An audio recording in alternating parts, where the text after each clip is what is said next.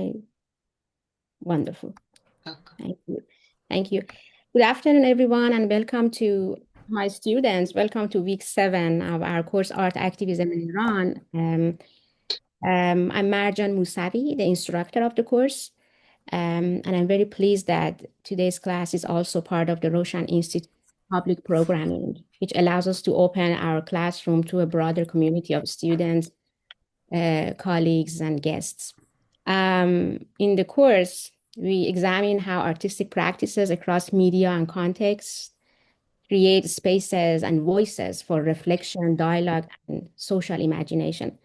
Today's conversation offers, I'm hoping that offers a powerful opportunity to see how poetry, music, and performance can engage with questions of justice, human dignity, and living under any sort of authoritarianism. We are honored to host the creators of For Women Serving Time, a poem opera that will be performed in March 20th and to 22nd at DuPont Underground, Washington, D.C. It's been produced and directed by N-Series um, Theater Opera Company, as part of their Passion Play Festival. Um, the performance is a result of a very interesting collaboration as I was listening to the interview. And I'm thrilled that I'm joined by Dr. Fatemeh Keshavarz, my colleague, and the director of Roshan Institute for Persian Studies at University of Maryland. Dr. Keshavarz is a scholar of Persian classical poetry and also a poet and activist. And I'm also thrilled that I'm joined by Adrienne Torf, the composer and pianist, and the music director of For Women Serving Time. Also, Timothy Nelson is joining us today, the artistic director of In Series. And last but not least, we are joined by Craig Kier, the conductor and UMD professor, who is also the executive director of Arts for All at UMD. In the interest of time, I keep the introduction short, but longer bios will be available in the chat by my wonderful assistant, faculty assistant Shakiba. I also should note that we are recording this conversation, and we are thinking of having especially students' questions as we are having the conversation. So to my students, whenever you have a question, please raise hand and speak. With that, I would like to invite Dr. Keshavarz to begin by talking about the poem. And I know you Sure. have interesting stuff to share with us. Sure. Well, thank you so much for opening your class to us. I really appreciate that. And is this a webinar format? So we're not going to see the students or? Oh, this is not it's a normal Zoom meeting. Oh, okay. Our Okay. students often turn off their cameras. Their internet connection is not very stable. Necessarily good. Yeah. Well, we are really, really looking forward to interaction with the students, and we hope that they get a taste of, some of them may already have. If they haven't, get a taste of how poetry and music come together, how exciting that could be, and how art and humanities could be such an important part of our lives. I think that's one thing that um, we are all these days thinking about, as there's a lot of focus on technology and on a lot of other good things that are happening, but we want particularly our young talents to know how important it is to use our language and our music, which is also our language, and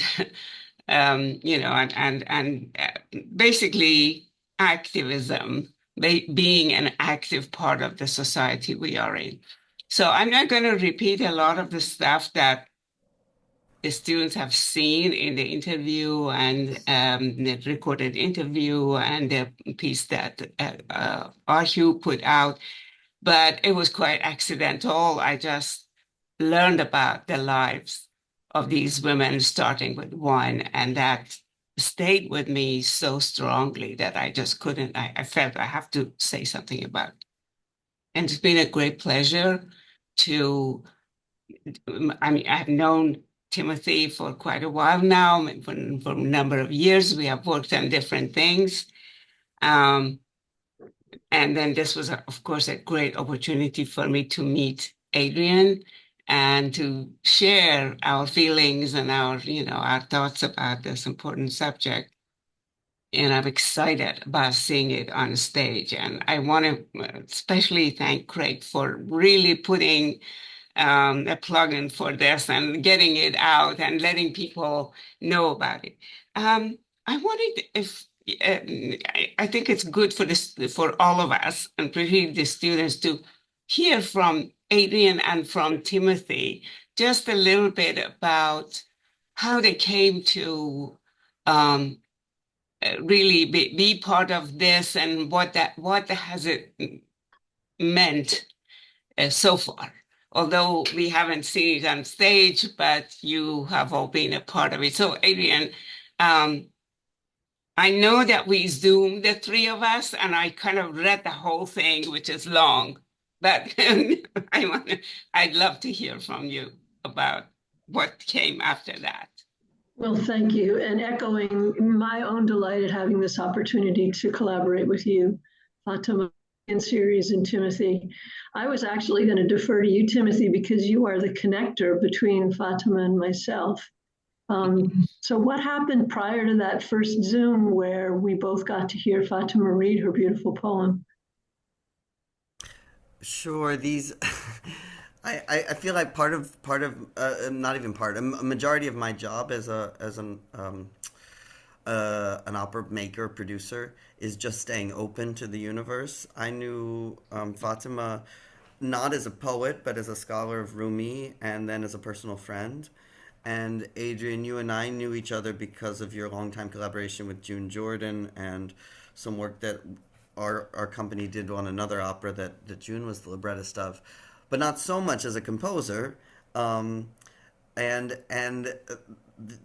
as chance would have it, Fatemeh called me one day and said she had written this poem and she felt that there was something theatrical about it, and would I come listen to it? And when I heard it, something in my gut said Adrienne Torf.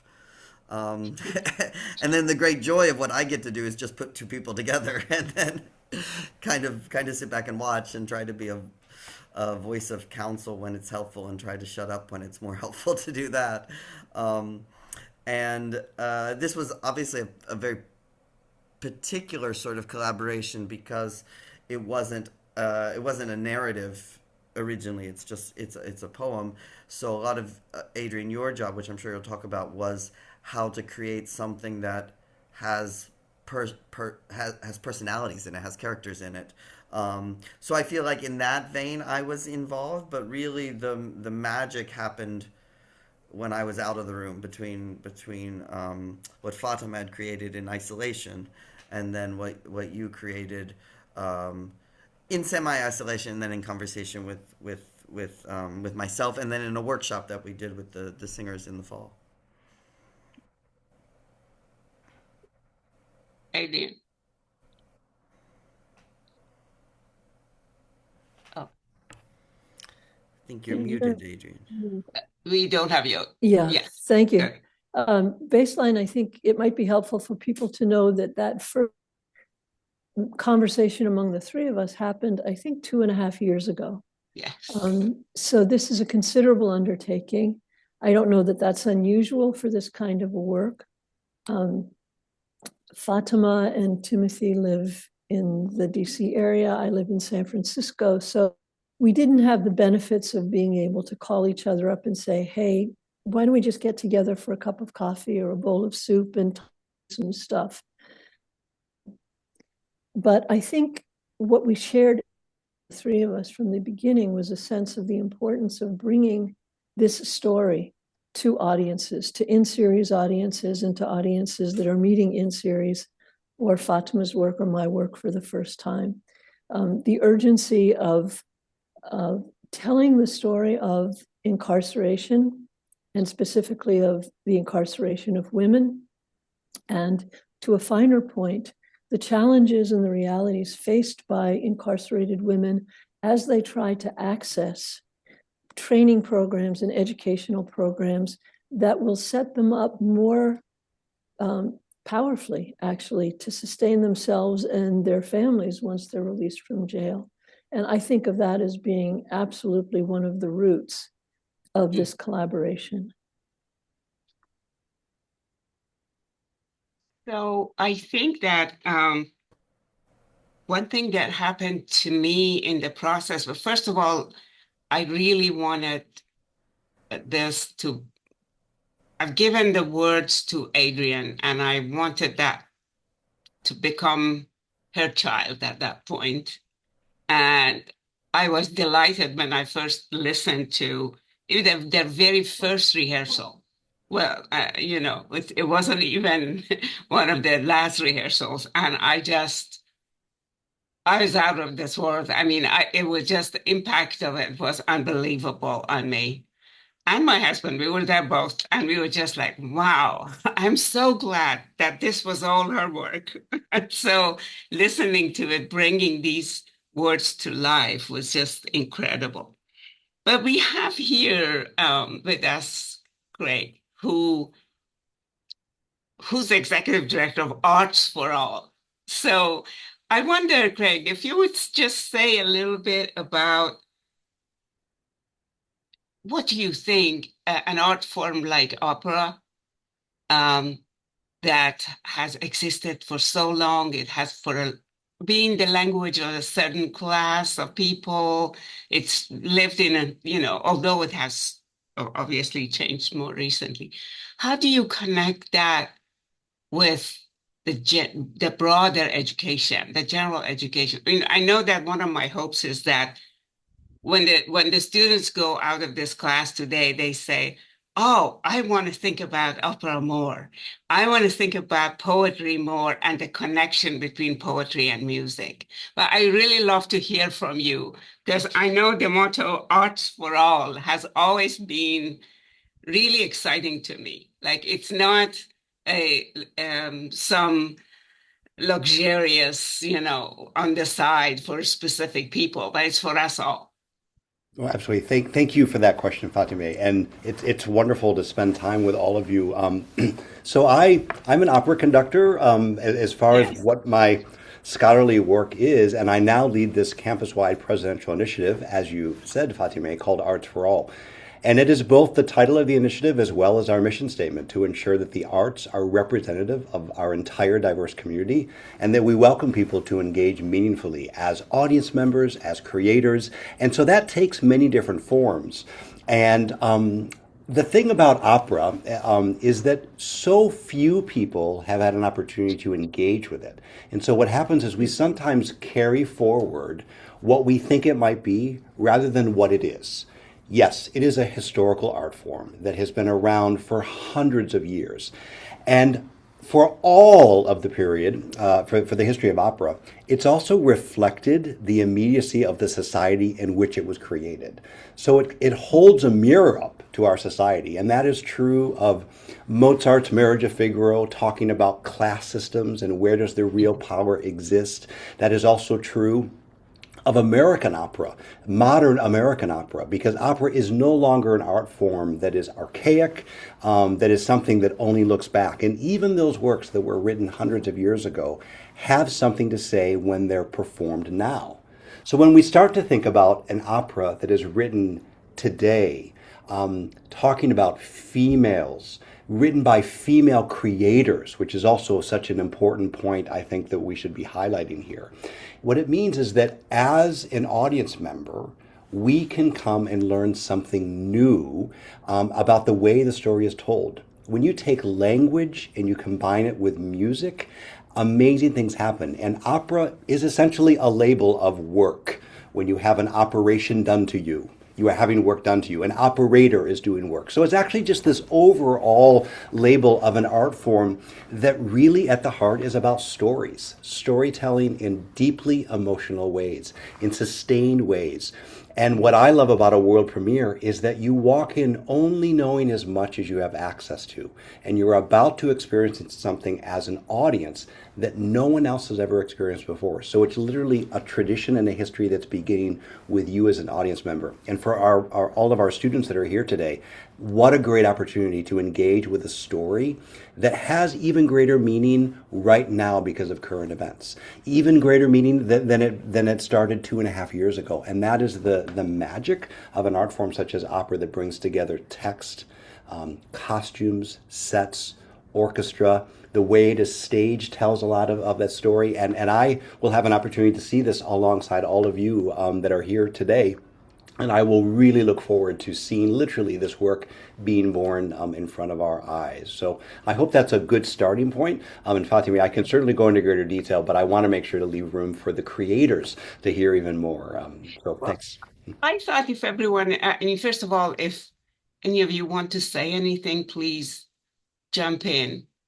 But I thought that if we don't do that, maybe it would be good to give a taste of, it's not going to be right in front of the live, stage, but it's the next best thing to it. So I tell you where in this story this is, because it's all about different figures in the different incarcerated women whose lives just caught my attention. One of them was a very beautiful and very smart woman who was accused of double homicide. And most of the time, what they did was involving the part we saw was the crimes. The part we didn't see was the life that forced them to get there or sent them there. But what was really shocking as I was there was an interview with this particular inmate that I realized women like her who are very beautiful and smart, and she managed to escape by building a relationship with a prison guard, and it took 3 months before they could catch her again. So women like her, they spend all their time in isolation, no phone calls, no visitors, no contacts with the outside world, because, quote, as she said, we are too smart for the other parts of this correctional facility. And because, and it was really interesting that in that situation, when they showed her cell, she had lots of books around her and she was very proud of being intelligent. But to me, there was this moment of shock about one day you are this woman, this amazing woman, and then a crime happens. And so here is the words of, at least part of the word of what Timothy is going to play for us. And I'm sure he will tell us about who's singing. So one day you are beautiful, and the next, well, everything changes. Everything changes when you are feared. When your fragile body, your hair dancing in the sun, your glowing skin, all of you is suddenly the embodiment of a crime. Suspended in the darkness of isolation, you try to find your way around, but there is no way. There is no around. It is not about where to go. It is not about places. It is about how to be when you are unwanted. So hard to simply be when you are unwanted. So, Timothy, I don't know if I read too much from what she sings, but I thought it would give the context if you want to play. You're mute. Sorry. Sure. This is a recording we made of the aria. One of the beautiful things that Adrienne did in making the piece was making much of the musical realization dialogue or conversation ensemble pieces. So this is one of the only moments that is excerptable as an aria. And this is a lovely Mexican singer who graduated from Maryland Opera Studio, I think 2 years ago, maybe 3, named Judy Yanini, who's one of 2 MOS students that are in the production. And I am going to try to do this without screwing up. Let's see. Someone just give a shout if this doesn't work.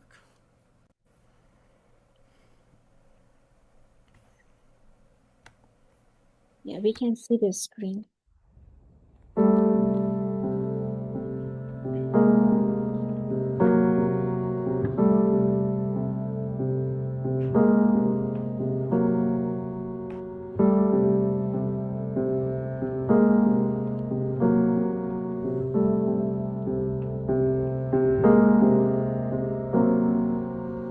One day you're beautiful.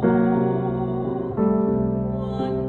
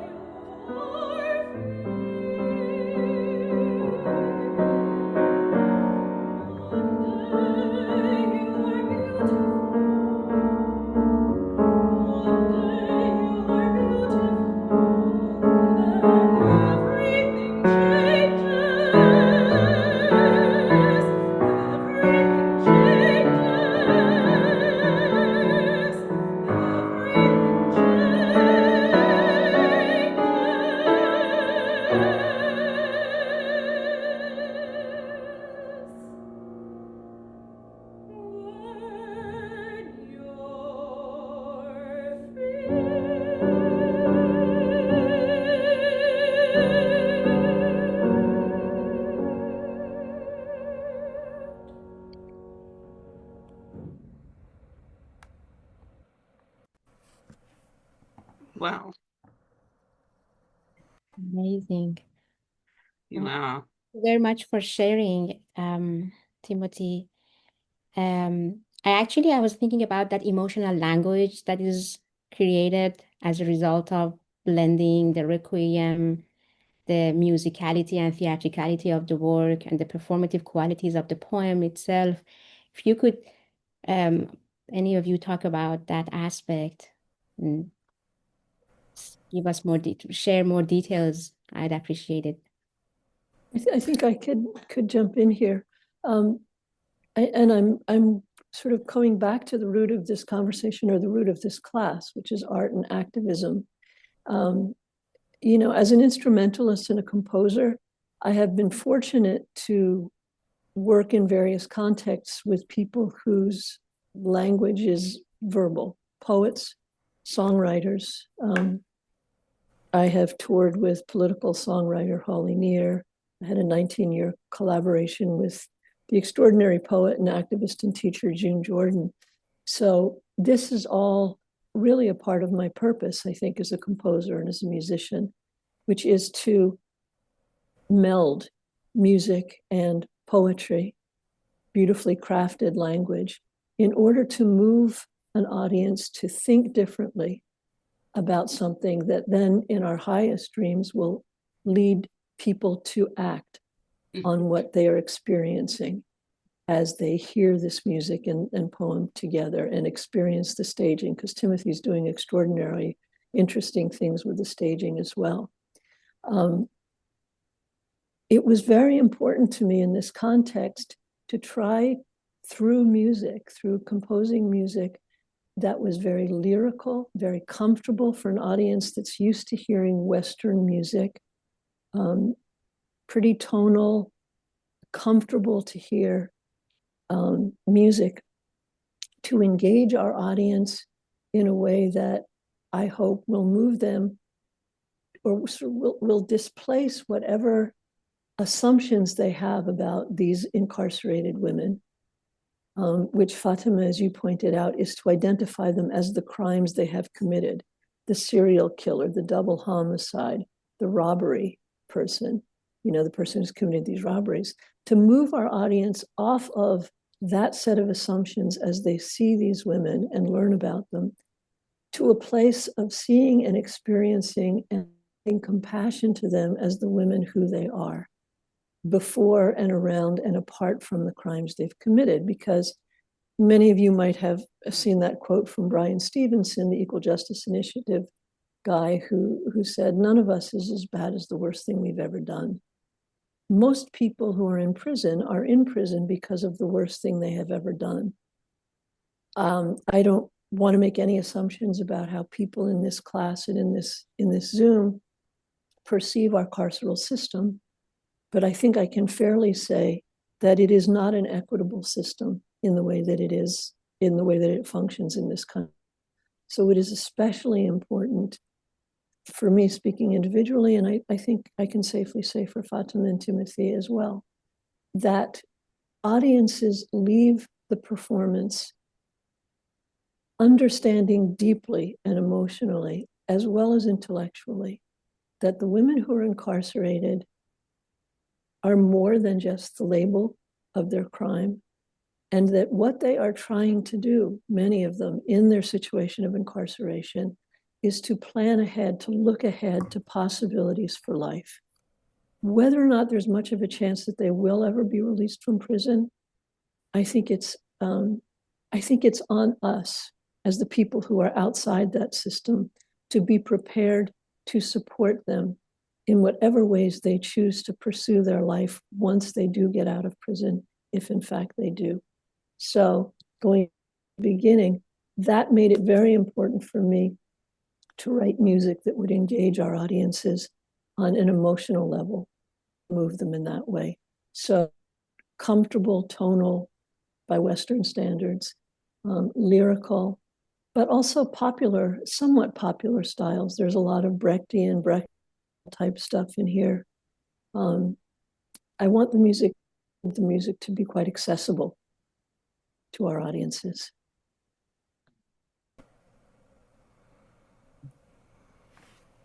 Thank you very much. Any other thoughts?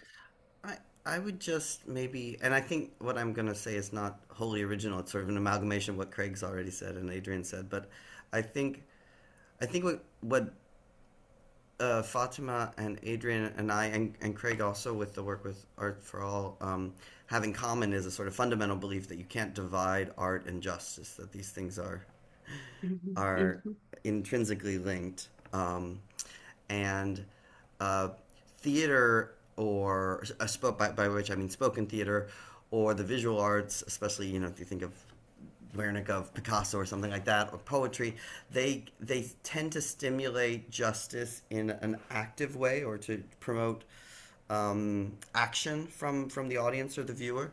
But opera, or I'm uncomfortable with the term opera, but theater that uses music as a expressive element, because music does this thing inside of us that is different than what language does. I think it has the ability to not only promote action, but to transform us, to change us into more just people, more civil people. And that's kind of getting to the earlier point about the unique thing about opera and music, and what taking Fatemeh's already exquisite and justice-centered poem and putting it not only on the stage but into a musical vernacular, I hope does for the audience, that it can transform them as individuals, not just what they go out and do in the world. Brecht was very concerned that the theater should move the audience to go out and change the world, which is great, which is wonderful. But I think what we can also do is change the audience themselves. Or at least that's the aspiration of opera when it's at its best. Yes, and if I may add one thing, as I started just reading about incarcerated women, watched interviews with inmates, I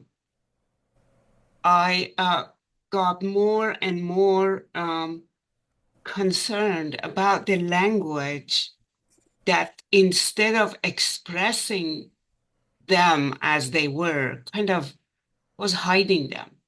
That we were talking about the incarcerated women in the highest security correctional facility, or and then by the time you heard that sentence that was giving information and statistics, as if we were dealing with I don't know, a number of items, actual things, rather than people. And all I saw on everything I saw, everyone I saw in these interviews and so forth, were special.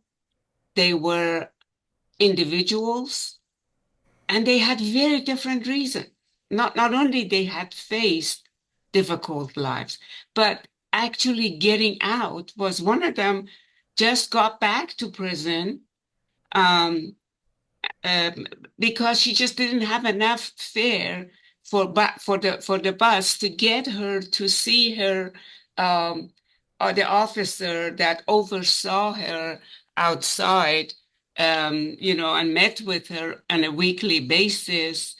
And missing one of those meant that she just broke the rules, and she got back into the prison. So it was very important to me to kind of get them up as people, just show them with everything good, bad, and suffering, and even sometimes joke and happiness. There was one of them who giggled a lot, and it's a very young woman. And at some point, the person who was interviewing her said, "Oh, I can't imagine you being capable of doing these crimes you're talking about."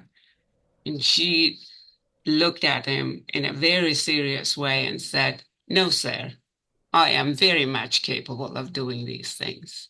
So it was that, even there, she wanted not to lose, not to be treated as weak or unable to to be herself. So let me just also say something to the students. If you see that we're talking about some technical things like, Brecht and opera and all that, it's all about bringing poetry and music, as Greg said, to you all. So please feel comfortable to raise your hand and say, how do you deal with X, Y, or Z? Or what do you mean by, just so we can hopefully be more useful and more helpful to you all. I agree, and that was a timely comment. I also wanted to open up for students' questions, engagement. If any of you have, we talked about it, and I'm expecting you to share your questions. Okay, Gabby is asking, in class so far, we have talked a lot about how art can come in many different forms and is often up for interpretation. I know Adrienne touched on the accessibility of the play's music, but did the interviews that were conducted with the incarcerated women make you more cognizant of how your art may come off to viewers? Well, I was the one who watched a lot of interviews, but I don't know, Adrienne, if you want to have. I don't know how you connected. No, I think this really is a question for you, Fatemeh. Yeah, the question was, how did that change my perception? Is that it?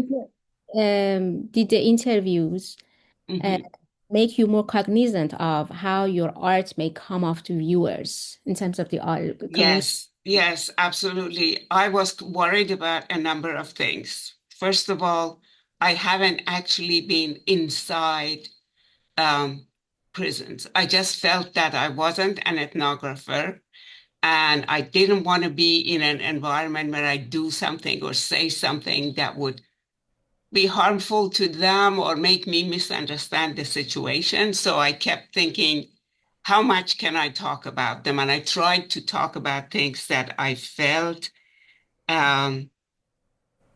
comfortable that I'm not exaggerating. I'm not, for example, other people, because people, when they know you have written about a topic, they talk with you. Somebody who taught in prisons, actually a faculty from University of Maryland who teaches regularly for prisoners, she told me,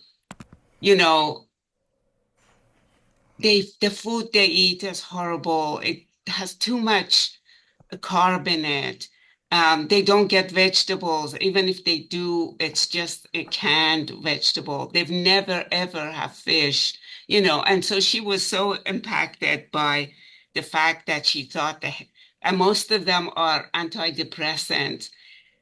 I heard them from her, but I hadn't actually, and it was terrible, but I hadn't actually spoken to a prisoner or watched a prisoner, an inmate saying these things. So I didn't put them in there. So I guess the impact it had on my art of poetry writing was, you are responsible. Every single word you use means something to a lot of people and to these particular inmates. You can't just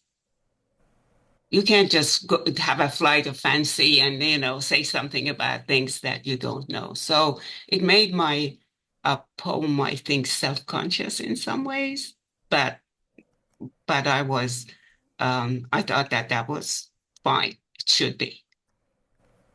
Yeah. Thank you, Gabby, for this great question. Yes, it is a great question, by the way. Yes. Yeah, one of the topics that we often discuss is balancing the artistic intentionality with the ethical responsibility that artists have, with regard to the topic, with regard to the subject that they are presenting.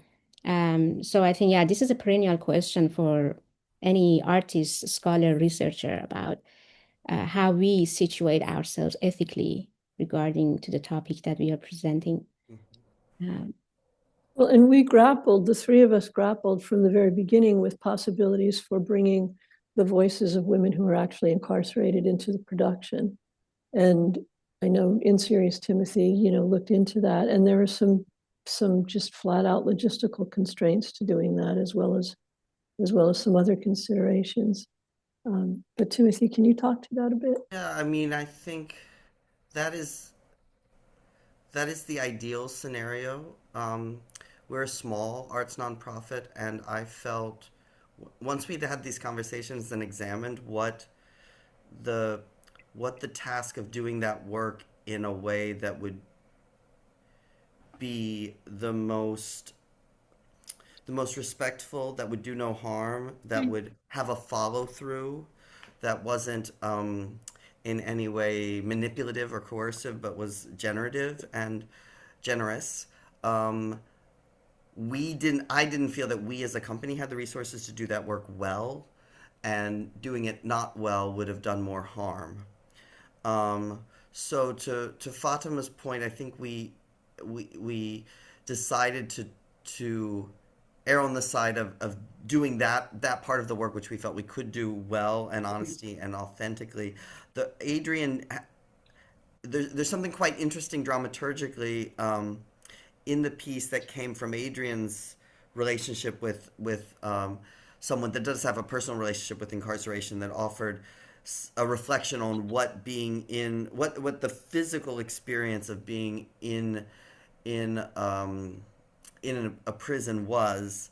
And out of that came a set of, and Adrienne, you can go into more detail about these, a set of what Adrienne's called interstitials, which divide some of the scenes. And there are moments where you step outside of the action of the story and can just contemplate the physiological experience of being in these spaces. And Adrienne's right, she's worked very hard to make the music very accessible, but these interstitials are interestingly, not that they're not accessible, but they're a much more complex or avant-garde form of almost madrigal writing. They're a cappella, meaning they're unaccompanied, and sometimes they're just breathing, the sound of breath that you would just hear at night in a prison. And there are these refrains of you are never alone, it is never quiet, the lights are always on. Each one is sort of a meditation on that aspect of the physical experience of being in prison, and then finally all of those come together in a final madrigal. But musically it's a very different language than the rest of the piece, and I think it allows the audience to remember we're watching a piece of theater and to step back and think about what the realities of being in these space were. And I don't know, Adrienne, I shouldn't speak for you. I don't know if that was your intention, but that's my impression when I direct the piece, that it's almost, speaking of passions, almost like the arias in the Bach Passion, where you get to step outside of the narrative and reflect on it and then come back into it. I agree with everything you said. And I think in addition to that, one of the things that I was trying to accomplish with those interstitials was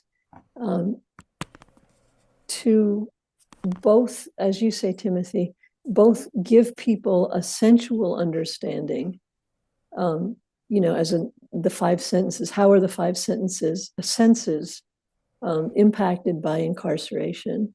And those are all forms of torture when you think about it. The lights are always on. It is quiet. You're never alone. Those are all part of the carceral system's efforts to dehumanize the people, the human beings that are incarcerated. But I also think that's not widely known. And it helped to have a friend who had actually done a few stints in a federal women's prison.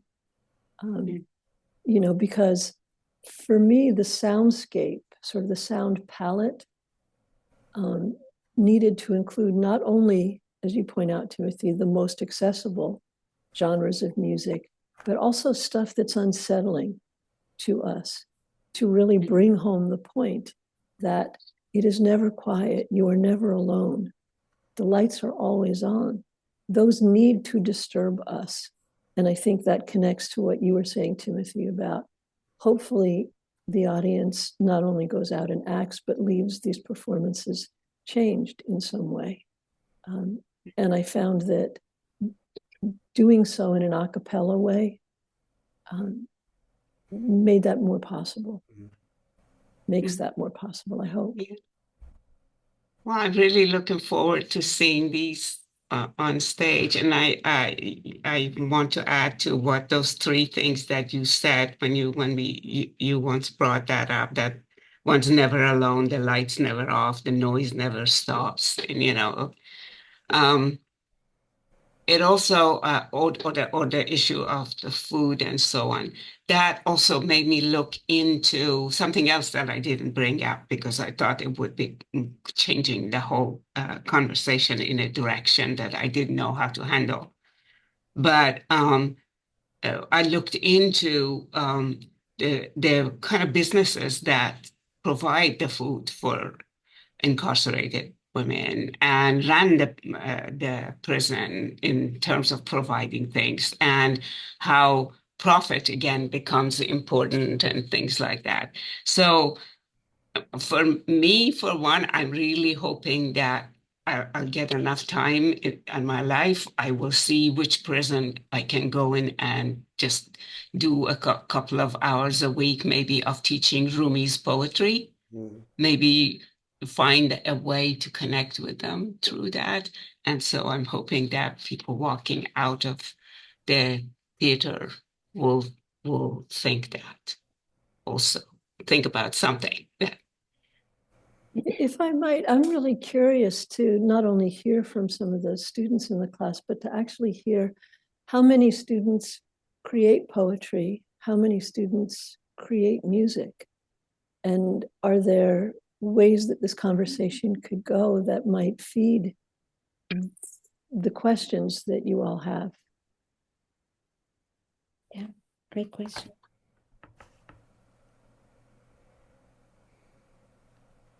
So,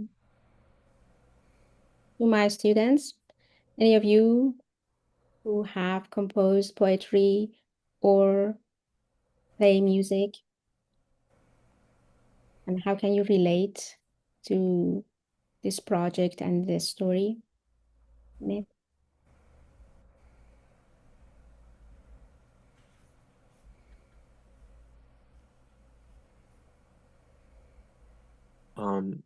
I took a music composition class last year, spring semester, and one thing I learned in there was like the use of like different keys to like convey an emotion when like I guess composing something. I noticed in the video that was played, there was like a unsettling or like eerie type of like the piano sounded a little like, like yeah, unsettling or eerie. And it kind of connected to the uh like the subject matter of, how prisons are like, it's like harsh living conditions and stuff like that. So yeah, that's one thing I wanted to add. Thank you, Ali, for sharing. It's a great observation, and I agree with you, Ali. You might have noticed, those of you who are listening, that there was a change in modality from the beginning, where she's singing "One day you were beautiful, one day you're beautiful," and reminiscing on those days. I mean, as I imagine her, and I guess I'm allowed to imagine her, as a young woman who was fly, who was attractive, who was popular, who had lots of friends around her, and who got a lot of energy in her life from being the recipient of that kind of attention. So that's in a major mode. And then in the next section, it does, as you're pointing out, go to a minor mode and unsettling because of it. So, because I don't know if this will come across clearly, but if you think about popular music, so much about the quality of the music, the modality of it, and the tempo of it makes us feel a certain way. And for those of us who are more accustomed to hearing Western music than other music from other parts of the world and other cultures, those are pretty reliable cues, right? It's like, oh, this is a happy song. Like you can tell pretty much at the beginning of a song. It doesn't take long to go, oh, this is going to make me feel good. If it's like solid, it doesn't take very long to figure out this is going to put me a little bit in a deep funk, maybe, or a internalized state of mind. So you're pointing out some tools of the trade that I certainly drew on in writing the music for this piece. Adrienne, if I could, with all humility, also offer that you in that aria, you almost the whole aria is based on a syncopated bass, which makes it treacherous for the poor soprano, but gives this sense of not knowing where the ground is, never being secure, and the only moment that isn't that way is when she gets into the part of the poem that is suspended in the darkness in isolation. Mm. But because we're so used to the unsettled feeling, then suddenly that part, which should be comforting, which should be feels wrong, it feels right, and for me personally, it makes me think of when you're in solitary confinement. You are alone. The lights aren't always on. Everything that you've set up as dissettling, that should be settling, is now dissettling because you're used to what was unsettling with the syncopations. I don't know if that was intentional on your part, but that's the way I've always felt that aria. Oh, I will totally take it. Thank you, Timothy. And by the way, Timothy, I think in isolation, the lights are still on. The isolation, that's true. I just want to make sure that, I wonder, I think Adrienne asked a very interesting question. I mean, I think sometimes I'm really hoping to hear from someone who may have written. It's hard to talk about having written poetry because you just feel that you have to have achieved a certain level of, I don't know, complication, sophistication. You can do things, but it really is about speaking what you want to speak. And I think if we could be free of the fear of writing bad poem, or you can really discover the magic of the language and then get to write more and more. I'm wondering if anybody didn't say anything about their writings because they think they're not a poet, and so it's hard to claim that.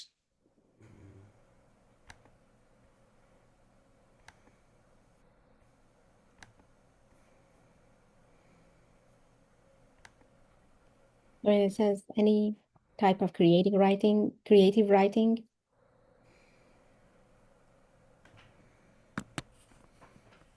would like to share what's happening today? I know that it's midterm. Yeah, around the midterm. No, it's us. It's all the intruders. Can I ask, as they think about that, ask Craig something? Could you tell us how long the Arts for All has been going on? And is there, can you talk about any kind of tangible results? I know it's not easy to do that, but how, in terms of kind of daily experiences and what you deal with, how do you think it's impacting like the environment of the university or the life of the students or any of those things? I really love for the students to know about Arts for All more because I think it's important. So, Arts for All has been in existence for 5 years. It's a presidential initiative, and that's important because our president is an engineer. And so our president has acknowledged the way in which the arts are a fundamental part of all of our lives. And so I will put our website into the chat in a moment here so you can explore what that means and how it shows up. But we fund student activities. We fund faculty and student research that is art-centric. So that means, people from across our university are engaging. We create classes. We also have created some cross-disciplinary programming and curricular activities, even in the form of majors. So the Immersive Media Design program, that is a collaboration between the College of Arts and Humanities and CMNS, is a result of this work. The creative placemaking minor is a very important part and actually fits really well into this idea of activism, because it talks about how can the arts be engaged to create a sense of place. What does it mean for the arts to exist alongside a community and within a community? And then there's all the ways in which we ensure that there's access for our entire community to engage with the arts. So that is also lifting up what exists across our campus and making sure people know about it, such as the wonderful work, Fatemeh, that you are doing. So there's a lot of different ways that we invite our campus to engage with the arts, and the website is a great way to look at that. There's actually measurable outcomes even that exists on that website that talks about how many projects we have funded, how many courses we've created, how many activities exist across our university. And so much of the work that we're doing right now is making sure that you, our community, actually know about the work that happens across all of our campus. So I hope that's a little introductory, way of thinking about that. I do also just want to make sure that when we think about ourselves as artists, each one of us has some sort of artistry that exists within us. And we have spent probably a lot of time, especially when we were young, cultivating that. And so when we think about poetry, so much of the writing that we do is actually poetic. Words are poetic. Hearing the way in which you express yourselves is an important part of your artistic identity. And then the way in which you respond to music. Music is all around us. It's difficult to imagine any day without music as part of our lives. And if you take note of that, it's worth seeing how the arts show up in your life, how you seek out the arts on a regular basis. And poetry does not need to be a formal display of writing. Often it's just in the form of even writing down your thoughts that become very poetic. And so I just wanted to lift up that as a way for you, for all of our students to acknowledge the artistry that's within us. Many of us spend our entire life formally training as artists, but we also want to acknowledge all the ways in which artistry exists in your life, and then we want to continue to cultivate that because it can acknowledge the beauty in our world. It can acknowledge also the complexity of our world and give us a path into having those conversations. And we so desperately need all of our perspectives in order to ensure that we can acknowledge the beautiful diversity of our world. Thank you. Yeah. Because part of the students' assignment in this course is creative project. They're gonna collectively, in groups of 2 or 3, create artwork in response to the artworks that we have been examining. So that was wonderful and very encouraging. Thank you, Craig, for sharing. So I see that Grace is saying in the chat that she has done some creative writing in high school and dabbed in writing poetry a few years ago. And then Eddie also is saying that what do you guys think are the future steps for the specific type of art to become more mainstream and more recognized? I haven't heard something this unique before, as I'm curious to what you think.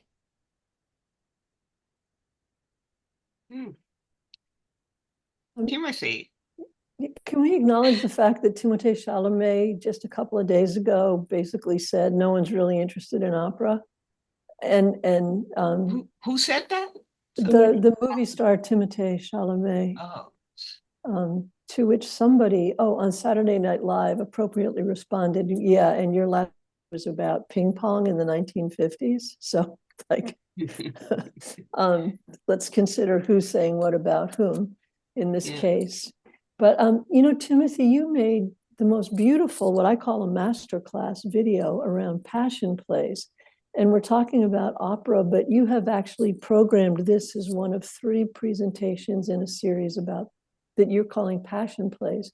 And I think it might in some ways speak to Edward's question for you to if you're up to it, to talk a little bit about passion plays and how this is one. Sure, I'm trying to figure out how to do the short, least boring version of this. Um, so as Adrienne said, this is the final piece in a three work festival of works that respond or are inspired by passion plays, and a passion play. Is a form from the Middle Ages that started in the Catholic Church of telling the story of the Passion of Christ on Good Friday. And it's unique because this is the place where theater in the West, theater being invented by the Greeks and then practiced by the Romans, but it sort of disappeared entirely in the Middle Ages. And in the church, it was the one place that it survived. So there's a way of thinking about the existence of theater in our Western culture today that wouldn't be if it weren't for the way the church preserved theater in these passion stories. And so from the say the 9th century until the 18th century, though that practice of retelling this story of grief and suffering as a modality for reaching towards hope or reaching towards transformation got more and more complex in Western culture until you arrive at the high point with the passions of J.S. Bach in the 18th century. But the reason they're interesting to me is because Martin Luther, when he talks about the function of the passion in the life of a human being, but for him a Christian, is that by watching the story of suffering dramatized, we can do a certain type of safe violence unto ourselves. We can be broken open, our hearts can be broken so that they are more capable of being filled with compassion, with empathy, with love and understanding. That's not original to the Passion Play, actually. That's what catharsis is. That's what the Greeks invented.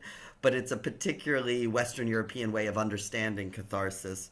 So the three pieces in this festival in some way bear no relation to each other except that they are stories of grief and suffering that we hope transform the audience and open them up to be more empathetic human beings. The piece we just closed this past weekend is the most directly connected. It responds to the St. Matthew Passion of Bach. The work which opens this weekend is a little hard to put into language, but it's tremendous. It's 7 female improvisational artists from all around the world, from different cultural traditions. So there's a South Asian percussionist, there's a North African singer, there's a French jazz pianist, a Spanish avant-garde saxophone player, and their only common language is improvisation. And they've come together to tell their stories of the suffering they have experienced in their own lives as women, and to tell that through improvisational music making. So that's called Passio, and then the final piece is the piece that we've been talking about for women serving time. And of course, these are just 3 examples of actually all good theater are passion plays, I think. But this is hopefully illuminating that for our audiences. Timothy, as you were talking, and also great before about the need and that the art being in us. There is an instance that actually Marjan knows much better about because she's a scholar of theater. Please correct me, Marjan, if I'm wrong, but I believe that last June, when that 12-day war ended in Iran and over 1,000 people had died. But when there was a ceasefire or whatever that ended it, the first thing that people did the night before, there was a huge, there was, I believe, a theater that filled with hundreds of people. They just went to see this play. Yeah, it was People, can you speak to that, please? absolutely. It was a stage reading of one of the plays by Bahram Beyzai, a prominent Iranian theater artist, that also is a modern rendition of Tazieh passion plays that are actually the passion Wow. plays that we have in Iran. And what you were talking about, Timothy, about this universality of, stories that are reenacted in Persian plays. It's fascinating to see that how by sharing this suffering and stories, we want to, of course, create moments of empathy, but also reckoning about our own reality. And the continuity of their performance throughout history has been very important. This can be also said about the universality of the story that we have in For Women Serving Time, because if we are talking about the incarcerated women in the US, we are talking about incarcerated women in Iran. This, common experience definitely worth sharing, and humanizing intention behind it also resonate. It has global resonance. So I'm appreciative of the opportunity being an audience to this. Yeah. So I didn't know that the play that people went to see was a passion play. That's the topic of a poem, actually. It has elements of, yeah, The poem has to be written about that a war ended. And the first thing people did the next day went to, I believe a theater group announced it, obviously, and they must have been a lot of improvisation involved, but that people went to see a passion play. That's fascinating. So I was so glad to hear that some students said that they tried writing, and I hope that they all do what Greg was talking about, that really give value to what comes in terms of words or melodies or whatever in their lives and see the impact of it. Are we going over time, Marjan? I think we can wrap up if there's any final comments, questions, and then, yeah, we are about out of time. But could I say, there's a lot of conversation among people in the world today and in this country in particular that goes something like this. Oh, you froze. No, the image is frozen. Your video, Adrienne.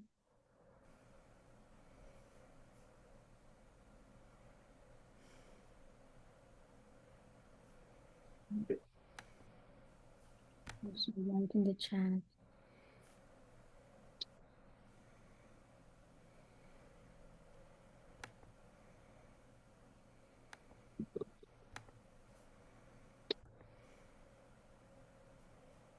Yeah, it seems that we lost Adrienne.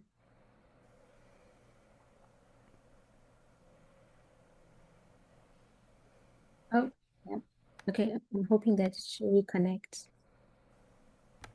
Well, let me, I hope she can come back and say a few words, but before we completely run out of time, thank you. I really appreciate having access to the class and sharing these thoughts with everyone, and hoping that it would be something that will stay and have some impact in terms of their future interests.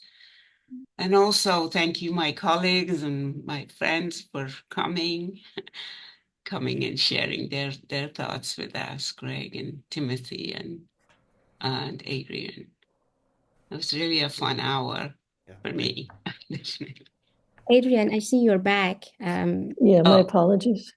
No problem. If you only that I was going to say that in its own way, giving people a reason to gather and to be transformed is activist. It is an act, a political act. Yes. Yes. And so it would be wonderful to see many of you at the performances either this next weekend in DC or a few weeks later right there in Baltimore. I appreciate that. And Ellen is saying thank you all for the work you are doing and uplifting the arts. So on that note, let's just end this conversation, but I'm sure that the conversation continues. Thank you very much for your time. Oh, good. I'm glad. I'm seeing lovely notes in the chat. Thank you all. Thank you. Thank you. Thank you, Marjan. That was wonderful. That was really great. Thanks, everyone. Have a great time. Thank you. Thank you. Thank you all. Thank you.